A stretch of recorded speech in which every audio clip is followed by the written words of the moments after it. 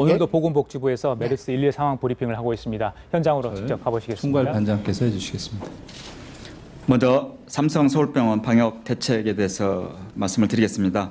확진자 노출 빈도가 높은 기간 5월 27일, 29일, 6월 2일, 6월 10일 기간 동안 삼성 서울병원을 방문한 이력이 있으신 분들 정확하게 41,930건에 대해서 문자 발송과 전화 조사를 실시를 하고 있습니다. 그리고 접촉 가능자를 총 7천여 명으로 확대해서 관리하도록 하겠습니다. 이는 접촉자 범위를 최대한 넓게 선정해서 강력하게 접촉자 관리를 하겠다는 것입니다. 이를 통해서 삼성 서울병원에서 더 이상 메르스 확진 환자가 발생하지 않고 이 사태가 조기에 종식될 수 있도록 최선을 다하고자 하는 노력입니다. 이 기간 동안 삼성 서울병원을 방문하신 보호자, 방문자와 외래 입원 환자께는 별도의 전화 상담과 모바일 신고 접수를 지금 실시하고 있습니다. 적극적인 신고를 해주시기를 당부드립니다. 서울시에 거주하고 계신 분들은 다산 콜센터 120, 서울시 홈페이지로 신고해 주시고 기타 지역은 보건복지 콜센터 129 메르스 포탈로 신고해 주시길 부탁드립니다. 아울러서 불편을 감내하고 계신 자가격리자 여러분께 감사의 말씀을 드립니다.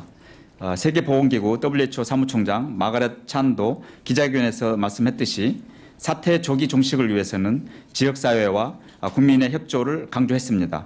추가적인 확산 방지를 위해서 격리 수칙을 잘 지키는 것이 대단히 중요하기 때문에 조금만 더 인내하시고 자가격리 수칙을 지켜주시길 당부드립니다. 두 번째로 일부 언론과 의료계에서 우려하고 있는 부분, 삼성 서울병원의 외래 환자의 의약품 처방 관련해서 말씀을 드리겠습니다. 이는 삼성 서울병원에 외래하는 환자가 대부분 중증이고 전국에서 오고 있기 때문에 저희들이 긴급하게 이 팩스를 통한 이 처방전을 할 수 있도록 했는데 이게 원격 의료로 일부 오해되는 것 같습니다. 그래서 저희들이 이 부분은 좀 더 명확하게 해서 알려드리도록 하겠습니다. 우선 기존 외래 환자에 대해서 삼성 서울병원과 협진 관계를 가지고 있는 전국의 2,650개의 의료기관에서 진료를 받으시고 의약품을 처방받을 수 있도록 하겠습니다. 삼성 서울병원에서 홈페이지에 공지 혹은 문자 등을 통해서 외래 환자에게 협진 의료기관에서 진료를 받도록 적극적으로 안내하도록 하겠습니다.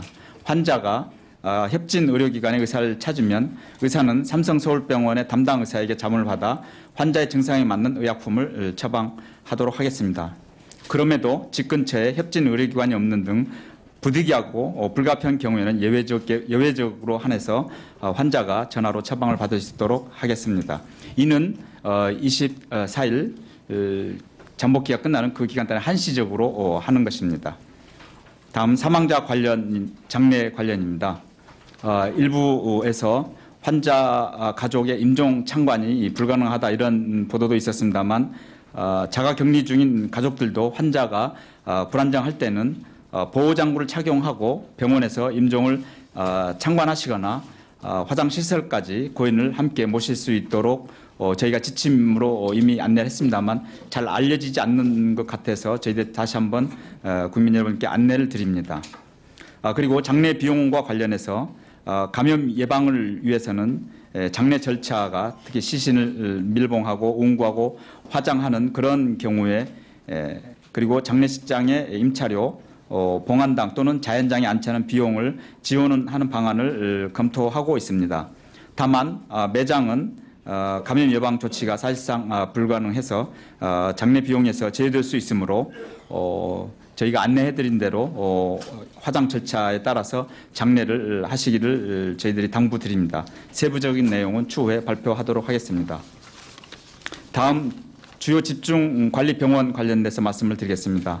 강동 경희대 병원은 메르스에 노출된 투석 환자가 어제 111명으로 말씀드렸는데 최종 109명으로 집계가 됐습니다. 추가 확산 방지를 위해서 적극적인 조치를 실시하고 있습니다. 금일부터 일반 환자의 신규 입원을 받지 않고 퇴원 환자가 발생하면 병상 조정을 통해 접촉 강도가 높은 투석 환자부터 입원시켜 병원 1인 격리, 자가 격리에 대해서도 서울시 소방본부 협조를 통해서 119 구급대 23대를 전담으로 배치해서 이송을 이렇게 하도록 하고 특별 관리를 하겠습니다. 참고로 165번째 환자는 투석실 내 감염이 아니고 투석실을 통해 확산을 방지하는 걸 막기 위해서 병원과 적극적으로 지금 현재 협력을 하고 있습니다.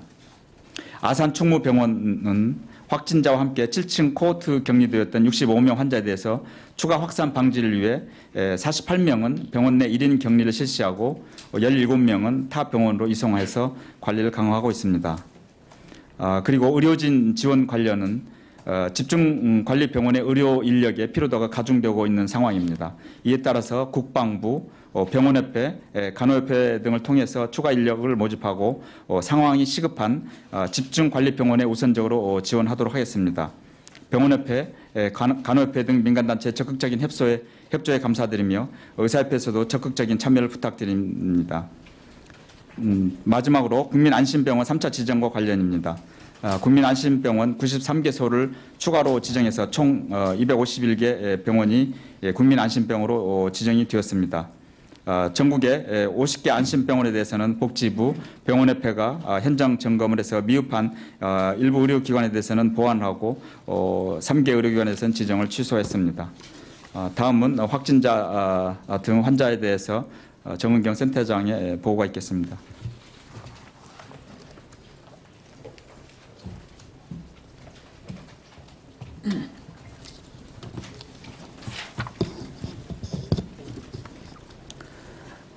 확진 환자에 대해서 보고를 드리겠습니다. 확진자는 현재 총 166명입니다. 치료 중인 환자는 112명이고 퇴원 30명, 사망 24명입니다.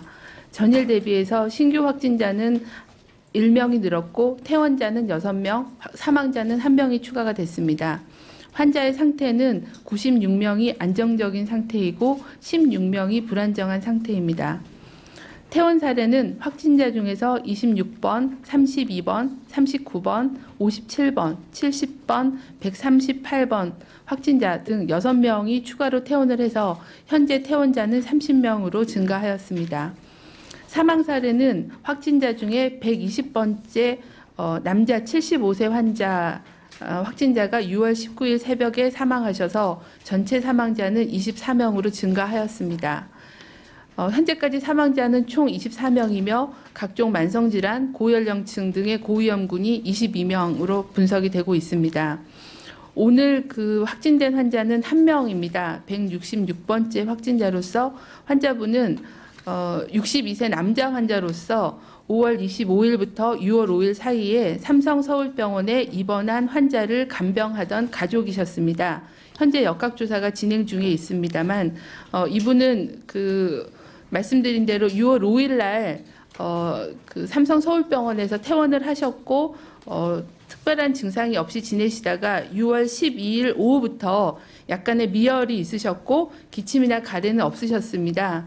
그래서 그 당시에 보건소로 일단 자진 신고를 하셨고 보건소에서는 미열 이외에 다른 증상이 없어서 주의사항과 관찰을 하도록 안내를 한 바가 있습니다. 그 이후에 미열이 지속이 돼서 6월 18일 날 또 그 발열이 발생을 하고 해서 보건소에 다시 신고를 하게 되고 보건소가 검체 채취를 해서 확진 후에 격리병원으로 이송한 사례입니다. 현재 그 접촉자 전파 경로에 대해서는 조사가 진행 중에 있습니다. 저희 판단으로는 삼성서울병원에서 발생한 확진자와 병원 내에서 접촉하여 감염되었을 것으로 판단하고 확진자의 동선을 조사 중에 있습니다. 현재까지 조사된 내용은 5월 29일 날 그 환자 간병하셨던 환자분께서 응급실 옆에 영상의학과 촬영실에서 엑스레이 검사를 받을 때 응급실의 중앙 통로 등의 공간에서 감염되었을 가능성이 있고 또 137번 이송요원이 확진자가 머물렀던 병동에 방문한 사실이 있어서 이러한 그 병원 내에서의 어떤 감염 가능성을 두고 정밀 조사가 진행 중에 있습니다. 이상입니다.